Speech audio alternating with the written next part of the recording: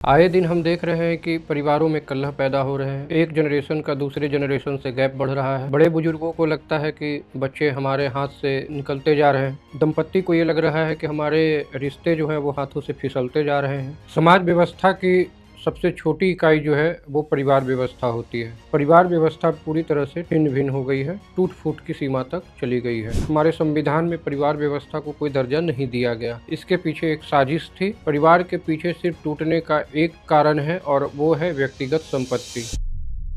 एक बार फिर से स्वागत है हमारे प्लेटफॉर्म द मास्टरमाइंड में। इस बार जो हमारे पास बातचीत करने के लिए टॉपिक है वो परिवार व्यवस्था है। आए दिन हम देख रहे हैं कि परिवारों में कलह पैदा हो रहे हैं। एक जनरेशन का दूसरे जनरेशन से गैप बढ़ रहा है। बड़े बुजुर्गों को लगता है कि बच्चे हमारे हाथ से निकलते जा रहे हैं। लोगों को दंपत्ति को ये लग रहा है कि हमारे रिश्ते जो हैं वो हाथों से फिसलते जा रहे हैं।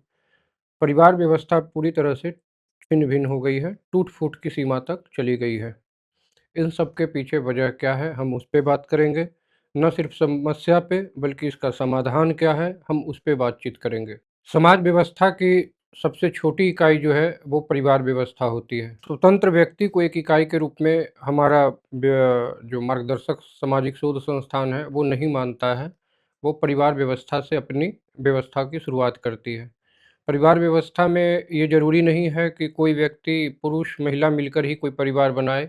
एक व्यक्ति अगर दूसरे व्यक्ति के साथ भी अगर रहने लगे, एक महिला दूसरी महिला के साथ भी मिल जाए, एक के अलावा दूसरा कोई भी होगा, वो परिवार व्यवस्था के अंतर्गत आएँगे। परिवार व्यवस्था में सबसे बड़ी बात है कि परिवार हमारे संविधान में परिवार व्यवस्था को कोई दर्जा नहीं दिया गया। इसके पीछे एक साजिश थी, एक षड्यंत्र था कि अगर परिवार व्यवस्था मजबूत हो जाएगी, लोग जागरूक हो जाएँगे, समझदार हो जाएँगे, चीज़ों को समझने लगेंगे, तो जो आज राजनेताओं ने अपने मतलब छल प्रपंच की दुनिया रच लिया है, वो दुनिया छिन्न-भिन्न हो जाती, ख़त्म हो जाती। परिवार व्यवस्था में सबसे बड़ी बात ये है कि परिवारों की टूटन कहाँ से आती है। परिवार के पीछे सिर्फ टूटने का एक कारण है और वो है व्यक्तिगत संपत्ति। किसी भी परिवार में अगर 2 व्यक्ति हैं और एक व्यक्ति जो है वो अपनी संपत्ति को कुछ अपने पास रख लेता है, बाकी वो परिवार में मर्ज कर देता है, तो इससे परिवार जो है वो देर-सवेर टूटेगा। हमारे परिवार व्यवस्था को समझाते हुए प्रसिद्ध गांधीवादी और मौलिक चिंतक बजरंग मुनि जी कहते हैं कि परिवार व्यवस्था में 2 शब्द आते हैं, सहयोगी और सहभागी। सहयोगी वो होते हैं कि जैसे अगर कोई व्यक्ति ₹50 कमा रहा है और वो परिवार व्यवस्था को चलाने के लिए अपना ₹50 दे रहा है। दूसरा व्यक्ति भी दूसरा व्यक्ति ₹100 कमा रहा है और वो परिवार व्यवस्था में चलने के लिए, उस परिवार व्यवस्था से कदम ताल के लिए वो भी ₹50 दे रहा है और ₹50 वो जो अतिरिक्त अतिरिक्त है वो अपने पास रख ले रहा है। ये हुआ सहयोगी, बराबर की हिस्सेदारी।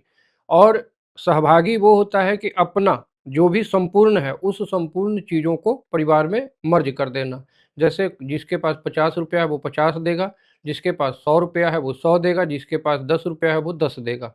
मतलब अपनी संपूर्ण चीज़ें, चाहे वो काम हो, चाहे वो पैसा हो, चाहे वो समय हो, चाहे वो परिश्रम हो, किसी भी तरह की चीज़ें जो परिवार के लिए ज़रूरी होती हैं, अगर वो संपूर्ण देता है तो वो सहभागी होगा, अगर वो सबके बराबर के बराबर देता है तो वो सहयोगी होगा। तो हमारी परिवार व्यवस्था का सबसे बड़ा टूटने का कारण ये है कि लोग सहभागी बन कर के परिवार व्यवस्था नहीं चलाना चाहते हैं। कई लोग कहते हैं परिवार के लिए कर ही तो रहा हूँ, जितना और लोग करते हैं उतना मैं भी कर रहा हूँ। तो ऐसे इस तरह की परिवार संरचना में क्या होता है कि देर-सवेर एक परिवार के लोग जो हैं वो आगे निकलते हैं और दूसरे परिवार के लोग जो हैं वो थोड़े पीछे छूट जाते हैं। यह असंतुलन की खाई दिनों-दिन इतनी बढ़ती चली जाती है कि वह फिर पाटने से भी नहीं पट पाती है, जिसका परिणाम दुष्परिणाम ये होता है कि परिवार का खंडन हो जाता है, परिवार टूट जाते हैं। बात करेंगे कि बचाएँ कैसे? तो सबसे पहली बात ये है कि परिवार में आप अपनी संपूर्ण सहभागी के अनुसार संयुक्त हो जाएँ, उसमें जुड़ें और इसकी संरचना क्या हो, उसकी रूपरेखा क्या हो, इस पर हम थोड़ा-सा प्रकाश डालेंगे। परिवार में 2 तरह के लोग होंगे, एक परिवार का मुखिया होगा, जो जिसके चुनाव जो है वो सारे व्यक्ति मिल कर के करेंगे, वो गुप्त मतदान से भी हो सकता है और खुले मतदान से भी हो सकता है। जब मुखिया वो चुनेगा तो दूसरा एक फिर आएगा प्रमुख। जस्ट आप कह सकते हैं कि बिल्कुल राष्ट्रपति और प्रधानमंत्री की तरह। राष्ट्रपति की तरफ बैठा हुआ व्यक्ति जो प्रमुख होगा परिवार व्यवस्था में, वो व्यक्ति परिवार के किसी भी कार्य में हस्तक्षेप नहीं करेगा। प्रमुख होंगे। प्रमुख होने का दूसरा नियम ये होगा कि परिवार के सबसे उम्र-दराज और परिवार के सर्वसम्मति से चुना हुआ व्यक्ति ही प्रमुख होगा। तीसरा कि वो प्रमुख व्यक्ति तब तक कोई हस्तक्षेप नहीं करेगा जब तक परिवार का मुखिया उनसे किसी प्रकार का परामर्श नहीं माँगता हो या परिवार का कोई सदस्य अपनी शिकायत लेकर के उनके पास न जाता हो, तब तक प्रमुख का जो है वो हस्तक्षेप नहीं रहेगा। मुखिया का काम होगा परिवार पर नियंत्रण रखना, परिवार व्यवस्था को कायम रखना, परिवार कैसे काम करेगी इसकी नियम रूपरेखा तैयार करना। सबसे अब ये सवाल ये होता है कि अगर कोई 6 व्यक्ति का परिवार है, 4 व्यक्ति ने मिल कर के मुखिया किसी व्यक्ति को चुना और 2 उसके अपोजिट में हैं, उनको मानने से इनकार करते हैं। ऐसी अवस्था में क्या होगा? ऐसी अवस्था में प्रमुख जो हैं, वो 2 व्यक्तियों को मनाएँगे कि इस 4 व्यक्ति को चुनाव को आप अपनी सहमति दें, आप उसे मान लें। अगर वो फिर भी नहीं मानते हैं, तो उस व्यक्ति के कुल संपत्ति का 5वाँ और 6ठा हिस्सा दे करके उन्हें परिवार से बाहर का रास्ता दिखाया जा सकता है। जैसे अगर कोई व्यक्ति 5 परिवार का व्यक्ति है और ₹100 की कुल संपत्ति है, प्रत्येक व्यक्ति के हिस्से में ₹20 आया। 4 व्यक्ति परिवार के मुखिया से संतुष्ट हैं और 1 व्यक्ति संतुष्ट नहीं है, तो एक व्यक्ति को ₹20 दे करके परिवार के हिस्से से बाहर कर दिया जाएगा, बाकी 4 व्यक्ति उस परिवार में संयुक्त रूप से रह रहे होंगे। सवाल ये होता है कि संपत्ति का बँटवारा कैसे हो, बच्चे का बँटवारा कैसे हो? संपत्ति और बच्चे के मामले में ये है कि किसी भी व्यक्ति का संपत्ति व्यक्तिगत नहीं होगी। ये परिवार व्यवस्था के सबसे आधारभूत नियम है और सबसे मजबूत कड़ी है। किसी भी परिवार में बच्चे किसी व्यक्ति के बच्चे नहीं होंगे, बल्कि वह बच्चा परिवार का बच्चा होगा और परिवार के दायित्व और कर्तव्य अधिकार से वो बंधा होगा। मतलब कि आप कहने मात्र को किसी बच्चे के माँ-बाप हैं, लेकिन वो परिवार का व्यक्ति है, उस बच्चे पर पूरा परिवार का नियंत्रण होगा। उस व्यक्ति का रहन-सहन, खान-पान, पढ़ाई-लिखाई सारी चीज़ें परिवार की बैठक बैठक में तय किया जाएगा और परिवार वाले लोग मिल बैठ कर के इस कार्य को अंजाम देंगे।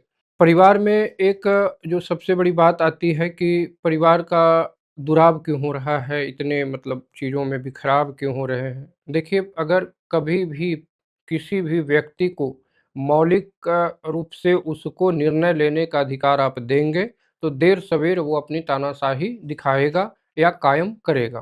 परिवार के लोग मिल-जुल कर आपस में एक निर्णय लें और उस निर्णय को दूसरे व्यक्ति निर्णय हो जाने के बाद तमाम परिवार के व्यक्ति उस निर्णय को मानेंगे, स्वीकार करेंगे।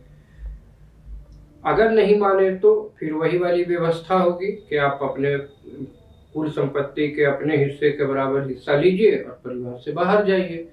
अगर आप इस तरीके से परिवार को संचालित करेंगे, इस तरह से परिवार की देख-रेख करेंगे, भूमिका निभाएँगे, तो निसंदेह मानिए कि परिवार व्यवस्था मजबूत होगी और किस तरह से परिवार व्यवस्था ग्राम व्यवस्था में जाती है, ग्राम व्यवस्था से वह प्रखंड व्यवस्था में जाती है, मंडल, प्रमंडल और फिर राज्य व्यवस्था, राष्ट्र व्यवस्था में संलिप्त होती है। इसकी चर्चा हम अगले एपिसोड में करेंगे।